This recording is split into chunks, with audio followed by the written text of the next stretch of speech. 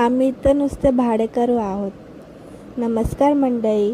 तर आज मस्त असं पाऊस पडत होता रिमझिम. तर गेले ऑफिसला जाऊन बघते तर काय ऑफिस उघडलंच नव्हतं.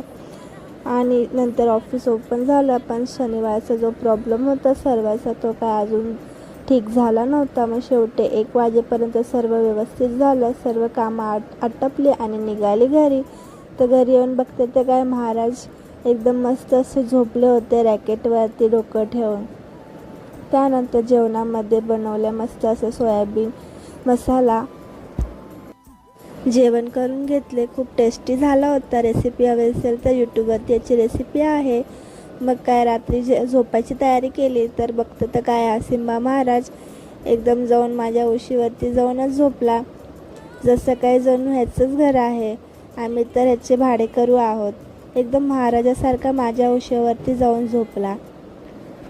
त्याला कसं कळतं की हे उशीवरती आपण डोकं ठेवून झोपायचं.